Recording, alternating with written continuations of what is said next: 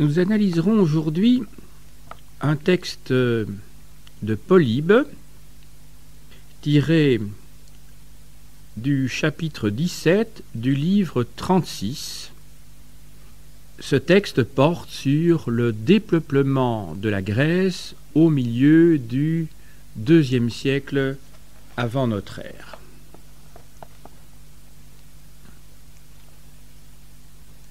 Je veux maintenant m'expliquer sur ce point autant que l'admet le genre de l'histoire pragmatique. Ce dont, par Zeus, il est impossible ou malaisé de saisir les causes quand on est un homme, peut-être, dans l'embarras où l'on est, en ferait-on l'attribution à la divinité ou à la fortune. Par exemple, la continuelle irruption de pluie et de neige violente ou, au contraire, de sécheresse et de gelée qui sont cause de la destruction des récoltes, de même que le développement incessant d'épidémies et d'autres accidents pareils dont il n'est pas aisé de trouver la cause. Alors, c'est avec raison que, sur de pareils sujets, en suivant les opinions de la foule, à cause de l'embarras où nous sommes, apaisant la divinité en suppliant et en sacrifiant, nous envoyons demander aux dieux ce que nous pourrions dire ou faire pour que cela aille mieux pour nous et pour que cessent les maux qui sont sur nous. Mais, quand il s'agit d'événements dont nous pouvons découvrir les causes, qui en expliquent l'origine et la fin, il ne semble pas qu'il faille rapporter à la divinité l'origine de tels faits. Je pense par exemple à ceci. À notre époque, il s'est produit sur toute l'étendue de la Grèce une dénatalité, et en général, une dépopulation à cause desquelles les villes se sont vidées. Et il arrivait aux terres de rester en friche, bien que nous n'eussions ni guerre continuelle ni épidémie. Si quelqu'un s'avisait d'envoyer demander aux dieux ce qu'il faudrait dire ou faire pour être plus nombreux et peupler nos villes de plus belle manière, cette démarche ne semblerait-elle pas absurde, puisque la cause du mal est évidente et qu'il dépend de nous de redresser la situation? En effet, les gens ont été formés à l'insouciance et aussi à la cupidité. Ils ne veulent plus se marier, ni, s'ils se marient, élever les enfants qui naissent. Ils veulent en avoir tout juste un ou deux pour les laisser riches et les élever dans le luxe. Et le mal, sans qu'on s'en rendît compte, s'est rapidement accru. En effet, quand il n'y a qu'un enfant ou deux, la guerre emporte l'un, la maladie qui arrive emporte l'autre. Et il est clair que nécessairement, les maisons restent vides. Et, comme les essaims d'abeilles, c'est de la même façon que rapidement les cités perdent leurs repères et leurs forces. Il n'est pas besoin là-dessus de demander aux dieux comment nous pourrions être délivrés de ce fléau. En effet, le premier venu dira que cela dépend d'abord de chacun de nous, si nous changeons l'objet de nos désirs, ou alors en proposant des lois pour que ceux qui viennent au monde soient élevés. À ce sujet, il n'est besoin ni de devin ni de prodige, et la règle est la même pour tous les cas dans ce domaine.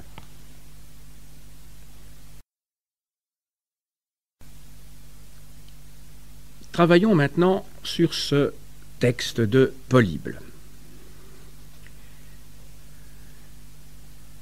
La source que j'ai utilisée est littéraire. Ce sont les histoires de Polybe, le dernier des grands historiens grecs. Cette œuvre est aux 3/4 perdue. Sur 40 livres, il ne nous reste dans leur intégralité que les 5 premiers. Des autres ne nous sont parvenus que des fragments, dont cet extrait du livre 36. Polybe définit son histoire comme pragmatique, c'est-à-dire qu'elle s'adresse aux événements politiques et militaires dont les hommes sont les acteurs. Mais son œuvre ne néglige pas les faits économiques et sociaux, même si elle ne leur accorde pas la première place, réservée aux actions, pragmata, des grands personnages de l'histoire. Il n'ignore pas le rôle des negotiatores romains dans l'impérialisme romain, et ce texte montre qu'il ne néglige ni les questions démographiques, ni les conditions agraires et agricoles. Cet extrait prend place après un développement sur la guerre de Macédoine de 148 où les Romains affrontent Andriscos, le pseudo-Philippe V, et à la suite de laquelle, vainqueurs, ils réduisent la Macédoine en province romaine. Le plan du commentaire suivra le déroulement du texte. C'est pourquoi il envisagera d'abord la méthode historique de l'auteur, puis ses conceptions démographiques, pour examiner enfin les limites de l'analyse démographique polybéenne. Je commence donc par les considérations méthodologiques de l'auteur, c'est-à-dire la méthode historique de Polybe.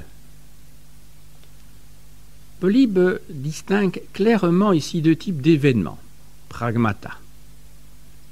Ceux dont l'historien ne peut découvrir les causes, ainsi les chutes ininterrompues de pluie ou de neige, les gelées ou les sécheresses exceptionnelles, les épidémies. Il revient à la notion de fortune, ticket, de combler les vides, qui résistent aux autres formes de causalité. Face à cet incompréhensible, il se range à l'opinion du grand nombre qui conseille de sacrifier aux dieux et de consulter les oracles pour apaiser la colère divine. Ceux dont on peut découvrir l'origine et la cause, ainsi la dénatalité, en grec apaidia, le manque d'enfants, un mot formé avec le a privatif, et le païs, l'enfant. Et la dépopulation ou oligantropie, en grec oligantropia, manque de population, un mot composé de oligoi, quelques-uns, et de anthropos, homme au sens générique. Les géographes qui ont travaillé sur le climat de la Grèce le classent dans le régime strictement méditerranéen, qu'elle partage avec quelques régions d'Italie du Sud et l'Espagne méridionale, ainsi que de la Tunisie et de la côte israélo-palestinienne. Il est caractérisé par des hivers doux et humides, par des étés chauds et secs. L'instabilité du climat est une donnée permanente. Les irrégularités des pluies et les sauts de température rendent les récoltes incertaines. La précarité de la vie agricole est une donnée fondamentale de la vie grecque, que l'on rencontre déjà dans les œuvres d'Hésiode, en particulier donc dans les Travaux et les Jours, au 8e siècle ou au 4e siècle, dans celles de Xénophon, donc dans l'économique, ou de Théophraste, Histoire des plantes. La religion de Polybe a donné lieu à des discussions qui ne sont pas closes.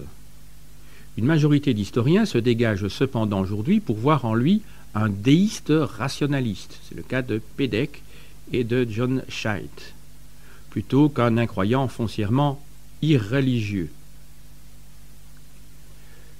Le thème de la fortune a donné lieu à un vif débat.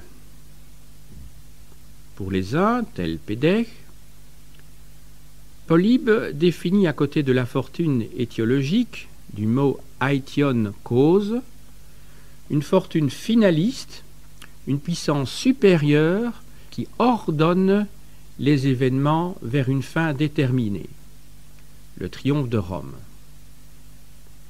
Pour d'autres, tel Ferrari, Polybe présente au contraire une analyse cohérente de l'expansion romaine qui résulte de la supériorité de ces institutions dans la perspective d'un projet de domination universelle, en montrant qu'il n'y a pas besoin de faire intervenir, comme le font certains de ses contemporains, une telle puissance transcendante.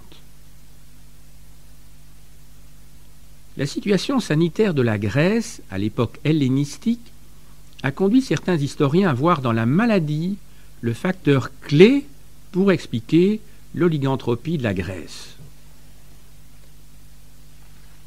Jones, dans un ouvrage paru en 1909, développe ainsi l'idée que la malaria, qui serait apparue en Grèce au IVe siècle, serait la cause de la décadence du monde grec.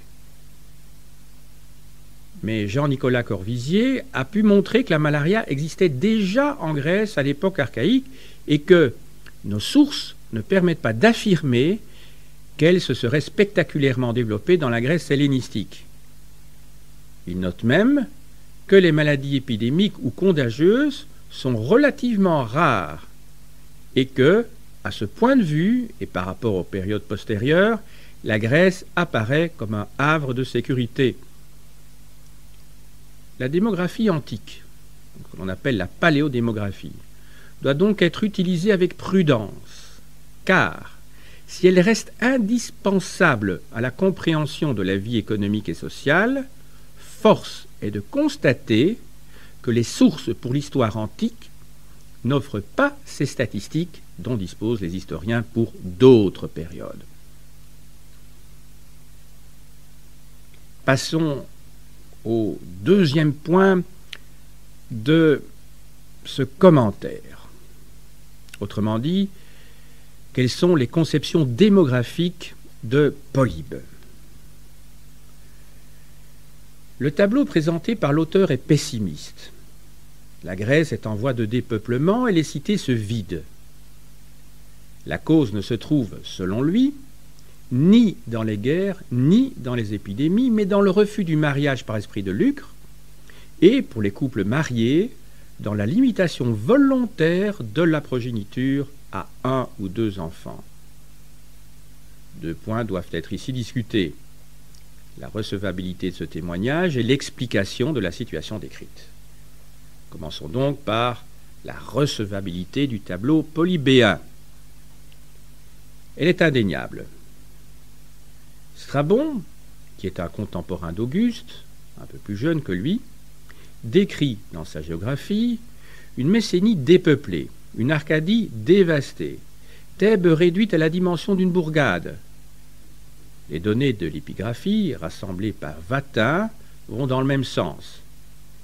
S'il existe encore des familles nombreuses, au IIe siècle, le banquier Héracléidès de Tarente, établi dans l'île de Délos, a 7 enfants, la tendance est à la réduction de la cellule familiale.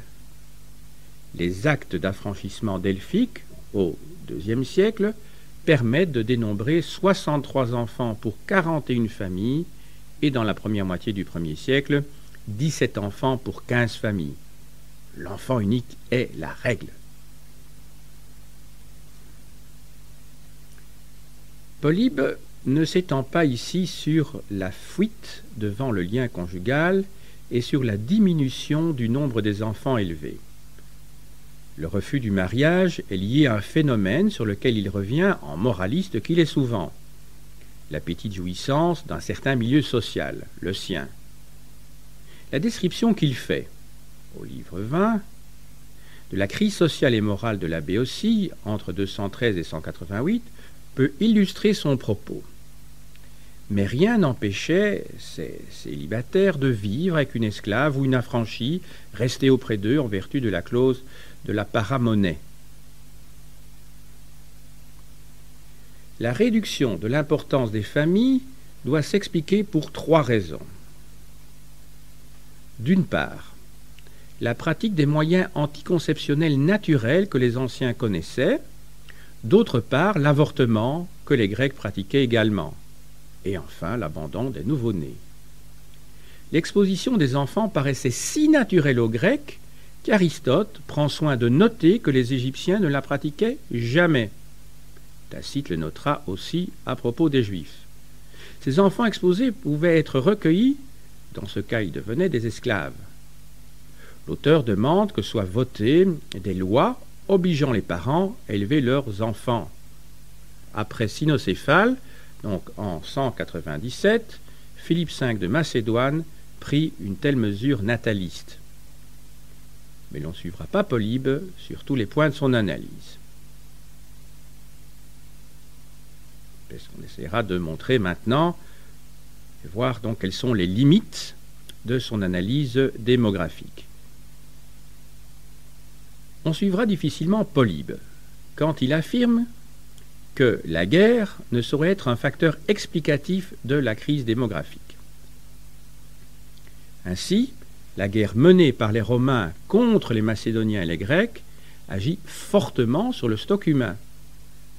Les chiffres des pertes au combat sont sujets à caution, mais il est clair que la guerre est un facteur de surmortalité. À Cynocéphale, en juin 197, les Romains de Flamininus alignent autant d'hommes que l'armée macédonienne de Philippe V, 26 000. Les Macédoniens vaincus ont 8 000 morts et 550 prisonniers. Les Romains, 700 morts seulement. Après la défaite, des massacres ont lieu. En 146, les troupes du consul Mummius détruisent la ville de Corinthe et passent la population au fil de l'épée.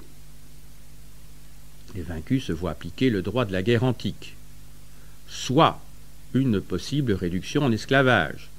Entre 200 et 150, 250 000 esclaves grecs affluent en Italie et à Rome. L'admiration de Polybe pour Rome doit expliquer cette omission. Une cause est à peine évoquée par notre historien, la crise sociale. Polybe fait brièvement allusion aux terres en friche. Cette remarque permet d'introduire le thème de la crise sociale amorcée au IVe siècle, né de l'accroissement des inégalités et marqué par la concentration des terres. Ce texte doit être rapproché des mots d'ordre révolutionnaires du partage des terres et de l'abolition des dettes. On sait que Sparte est alors devenue une oligarchie plutocratique du fait de l'amenuisement du corps civique. On peut se demander si la baisse de la nuptialité n'est pas aussi liée à l'impossibilité pour beaucoup de Grecs de fonder une famille du fait de leur appauvrissement, et si la restriction de l'importance des familles n'a pas ainsi été voulue dans ces milieux. Ces pauvres fournissent une grande partie des contingents d'émigrants prêts à s'expatrier outre-mer dans les terres conquises à l'hellénisme par Alexandre.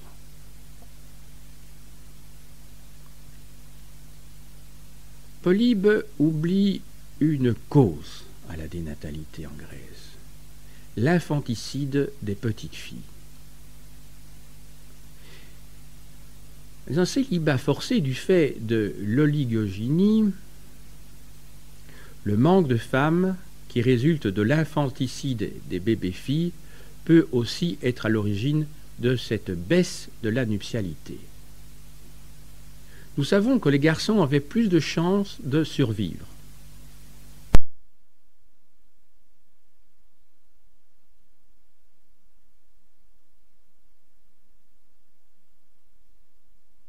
Un auteur de la comédie nouvelle, Posidipe, écrit ainsi. Je le cite. « Un garçon, on l'élève toujours, si pauvre que l'on se trouve, mais une fille, on l'expose, même si l'on est riche. » Fin de citation. Si l'on suit Vatin, l'oliganthropie grecque serait donc en fait une oligogynie.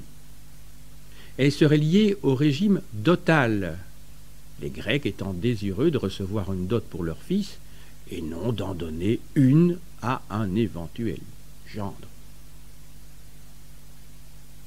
On peut se demander si le véritable remède à cette dépopulation de la Grèce balkanique n'était pas d'ordre politique, par l'accueil de nouveaux citoyens, politographia, dans le corps civique, comme l'écrivait Philippe V dans ses lettres, à la cité thessalienne de Larissa, et par la réintégration des exclus paupérisés, qu'avaient prôné les rois réformateurs spartiates, Agis, vers 242, et Cléomène, en 227. Il faut donc nuancer le tableau, peint par Polybe. La situation varie en fait suivant les cités. Après une destruction, les villes importantes se régénèrent assez vite. Le désastre ne semble définitif que pour certaines cités, en particulier les plus petites, et pour la Sicile à l'échelle du monde hellénistique. Athènes connaît une spectaculaire poussée démographique après que les Romains lui ont donné le port franc de Délos en 167 et après la destruction de Corinthe en 146. Je conclus. Le texte de Polybe permet de s'interroger à la fois sur la conception de l'histoire d'un témoin exceptionnel de son temps et sur son analyse des conditions économiques et sociales de son époque. Il permet, enfin, d'introduire une réflexion sur les connaissances et sur la méthode de l'historien de l'Antiquité.